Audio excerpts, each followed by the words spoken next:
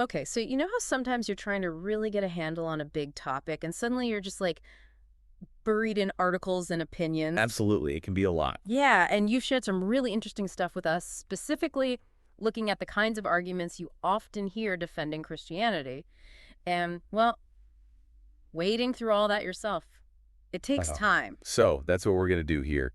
Our mission, if you like, is to pull out the key stuff, the crucial insights from this material, especially this article by Jorge Guerra Pires. He's a PhD, right? So he's looked at this academically. Exactly. We want to kind of decode these common arguments for you, find the patterns Pires talks about, and basically save you the headache of doing that deep dive alone. Perfect. So, where does Pyre start? What's the first big observation? Well, he kicks off by pointing out something probably pretty familiar if you've ever had these conversations. Mm-hmm. The arguments tend to be really repetitive. Okay, like you hear the same things over and over. Pretty much. Yeah. He makes this interesting distinction, between these common, almost knee-jerk responses and the more, let's say, complex theological arguments from apologetics. The kinds of arguments the average person might not even know. Exactly. Pires suggests the average believer often relies on this smaller, recycled set of points. Huh.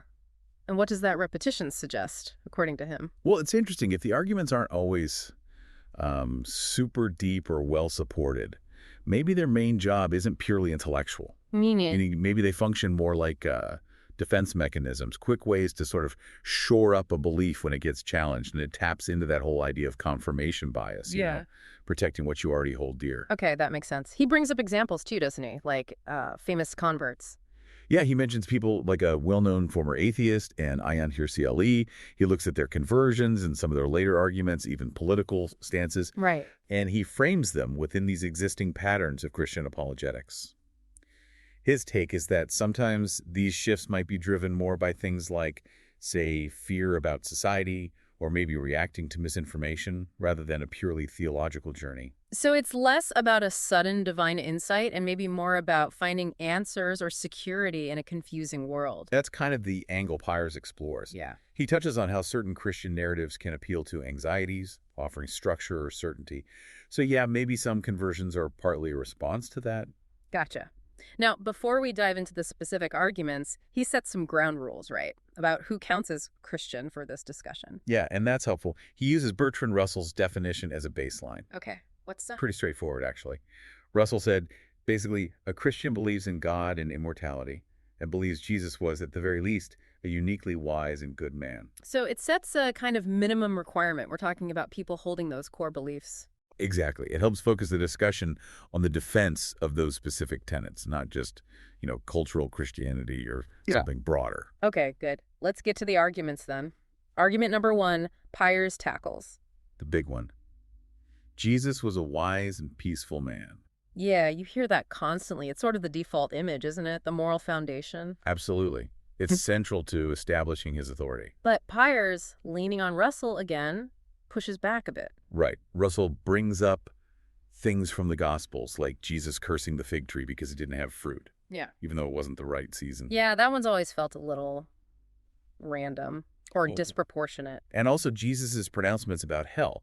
Russell uses these to question if wise and peaceful is the full picture, or if it's consistently accurate. Okay, so there's a critique. But Pires is more interested in the response to that critique, right? Exactly. That's the core of his analysis here. He says when you raise these points, you tend to get predictable responses. Like what? Well, deflection is a big one. Oh, he didn't invent hell. Yeah. Or relativism. Well, that's just your opinion, your interpretation. Mm-hmm. Or just shutting it down. Yeah, the agree to disagree move. Or sometimes misinformation, like, you can't possibly understand this unless you've studied theology for years. Right, right. And Pires highlights that tactic of questioning the critic's motive, doesn't he? Like saying, oh, I didn't realize you were being serious about this. Yes. He sees that as a subtle but effective way to dodge the actual point. It's almost a form of gaslighting, making the questioner doubt themselves instead of engaging with the substance of the critique. It avoids dealing with the potential contradiction. Precisely. It shifts the focus from the argument's validity to the critic's supposed lack of seriousness or understanding. Okay, so that's the first pattern. What's the second argument Pires examines? Argument 2. Christians misinterpret Jesus' message. The classic, they're not doing it right defense. Pretty much. It's a way for people today to distance themselves from, say, historical actions done in Christianity's name, or maybe difficult Bible passages. The idea is that wasn't the real message. But Pires brings in a counter-argument here. From Sam Harris, I think. Yeah, it does. Harris makes this really interesting point that historically, Christians often knew their Bible better than many do today. Oh, okay. So the idea that we're only now getting the true meaning is suspect. That's Harris's contention. He argues that a lot of the moral progress we've seen in Christian societies on things like slavery or women's rights wasn't really driven by some new understanding within Christianity. What by what, then? He suggests it was often pressure from secular thought, from enlightened values, that basically forced Christianity to adapt and reinterpret its own texts on those issues. Wow, okay. That flips the script quite a bit, suggests the change came from the outside in, not the inside out. Right. It challenges that narrative of an inherently progressive religious evolution on some of these key moral questions. Interesting. Okay, argument number 3 is quick, right? Super quick. It's the "they are not true Christians" argument. The no true Scotsman fallacy. Bingo. Pires just points out the obvious flaw. Who gets to decide who a true Christian is? There's no objective, agreed-upon standard. It's a way to dismiss any inconvenient examples without engaging. Right, the goalposts just keep moving. Okay, argument 4. Christianity is now peaceful. You know, the idea that whatever happened in the past, it's different now. And the counter. Pires references Paul Edwards, who wrote a preface to Russell's work. Edwards basically warned against this complacency, calling it a dangerous illusion to think religious persecution is totally gone. Even if many leaders preach tolerance today. Right. Edwards' point is the current peace inherent to the religion, or is it more about the current political and social climate that keeps extremism in check? It's a warning not to assume the potential isn't still there. A sobering thought. Okay, number 5. Look at all the good Christians do. The charity argument. Yes. And Pires acknowledges, look, obviously, many Christians do perform acts of charity. That's undeniable. But firstly, good deeds aren't exclusive to Christians, right? Atheists, Muslims, people of all backgrounds do good things. Morality isn't owned by one group. Yeah. And secondly, he uses this example from the film Agora, Oh, yeah? where early Christians apparently encourage a slave to betray his master. It illustrates that even actions done under a religious banner aren't automatically ethically pure or universally good. So affiliation doesn't guarantee ethical action. Exactly. And then Pires makes this quite provocative observation. What's that? He kind of questions if Christianity, in some ways, almost needs poverty and suffering to exist so it can perform charity. He notes this correlation that countries with lower Christian populations often have higher Human Development Index scores. Oh, whoa. That's quite a claim. Huh. Suggesting that charity might be investing symptoms rather than causes, or even linked to systems that perpetuate need. It definitely makes you think about the bigger picture. Beyond just individual acts of kindness, it questions the systemic role and impact. Okay. Heavy stuff. Argument 6. This one is about dismissing the critic. You just have a strong feeling against Christianity. You're just biased or you're angry dismissal. Exactly. It frames any criticism as purely emotional, not rational. And how does Pires respond? He uses himself as an example. He says, yeah, he does have strong feelings about things that matter to him, like insulin research. He's diabetic, science, dodgy politicians, injustice. Right. His point is that strong feelings often just mean the issue is important to you. It doesn't automatically mean your arguments are invalid. Yeah, passion doesn't equal irrationality. Precisely. He calls dismissing arguments based on the speaker's perceived emotion a classic straw man fallacy. And, you know, he points out the irony Christians themselves usually have very strong emotional investments in their faith. Good point. So it cuts both ways. Okay, argument 7. You must read the entire Bible and study theology before you can criticize. The gatekeeping argument. Totally. Pires just calls it out as an unrealistic standard. It sets an impossibly high bar that, frankly, most believers probably haven't met either. Yeah, it's a way to shut down discussion without engaging. Exactly. Argument 8. Sounds like we're getting to the more aggressive ones. Yeah, this one's pretty direct. You hate God. Which, for an atheist, doesn't make much sense. Right. Pires points out the logical flaw. Often tied to this is the idea you just want to sin. But the whole concept of sin is internal to the Christian framework. You can't really want to sin if you don't believe in the system that defines sin in the first place. Exactly. It shows a failure to understand the non-believer's perspective. You can't hate something you don't believe exists. Makes sense. Okay, 9. Simple declaration. I choose to believe. And the response? Pires acknowledges Sure, faith is a choice.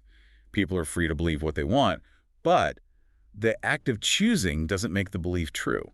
It speaks to personal conviction, not objective evidence. Precisely. Belief and fact are different categories. Number 10. This sounds familiar. Those were Christians' actions, not Christianity. Right. Separating the followers from the faith itself, especially regarding historical atrocities. Yes. Trying to absolve the religion by blaming individuals. But Pires argues this ignores how often those individuals used Christian scripture and doctrine to justify their actions. So, the religious ideas provided the framework or rationale, even if they were arguably misinterpreted. That's the point. You can't always neatly separate the actions from the ideology that underpinned them, especially when the actors explicitly cited that ideology. Okay. Now, Pires added some extra arguments he encountered frequently too, right? These weren't in his original list, but seem important. Yeah, he felt these needed addressing too. The first extra one is this revisionist claim. Christianity improved women's rights. That sounds counterintuitive based on history. Right. Pires points to specific Bible verses, Ephesians, 1 Corinthians, 1 Timothy, that were historically used for centuries to subordinate women. Stuff like, wives submit to your husbands, women should remain silent in churches. Exactly. He argues that actual progress for women came much later, driven largely by secular forces like the Enlightenment and feminist movements, often against resistance from established Christian institutions. So secularism forced the change, rather than Christianity initiating it. That's the historical argument Pires presents, yes. Yeah. A crucial correction to that revisionist narrative. Okay. Extra argument number 2. This one sounds wild. It is. Christianity improved slavery. Seriously. Pires calls it absurd. He points to Old and New Testament passages that explicitly endorse or regulate slavery. Leviticus, Ephesians, Exodus. Rules about beating slaves, owning slaves from other nations. Yes.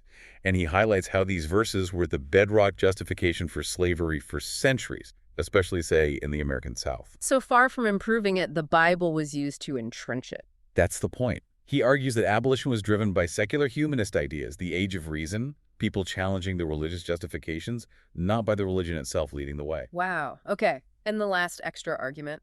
Perhaps the most sweeping. Christianity caused no harm to anyone. That one seems demonstrably false on its face. You'd think so. Pires just rattles off a list and emphasizes it's not even exhaustive of historical counter-evidence. Let's hear it. The Crusades, the Inquisition, witch hunts, forced conversions during colonialism, suppressing science like with Galileo, Christian support for slavery and racism like the KKK and apartheid, LGBTQ plus oppression, numerous religious wars like the 30 Years' War, even contributing factors in modern conflicts like the Rwandan genocide, plus modern Christian extremism. Okay, yeah. The list is long and grim. His point is simply, the claim of no harm is historically impossible to sustain, and any reduction in religiously motivated violence today he attributes largely to the influence of secularism and human rights frameworks checking religious power. A powerful rebuttal. So, wrapping all this up, what's Pires' final take on why these arguments persist? He circles back to that idea of defense mechanisms. He suggests these common arguments often aren't about having a deep, reasoned, back-and-forth discussion. They're more like shields. Yeah, maybe surface-level shields, perhaps stemming from a lack of really critical examination of one's own beliefs, or just that natural human tendency to protect something deeply important to you. Makes sense. And he throws in this fascinating final thought. Maybe Christians in the past were actually more comfortable knowing their reasoning had holes or that the Bible had contradictions. Really? Why? He doesn't fully elaborate, but perhaps because their faith wasn't based on perfect logical consistency in the same way people feel the need to defend it today in a more skeptical world. Maybe they were more okay with mystery or paradox. Just a thought he floats. Huh. Interesting perspective. Okay, so let's try and distill this for everyone listening. The main takeaway from Pires, really, is that you can spot these recurring patterns in many common defenses of Christianity. Right. Things like deflection, dodging the question, relativism, that's just your opinion, disengagement, agree to disagree, and sometimes outright misinformation. Yeah.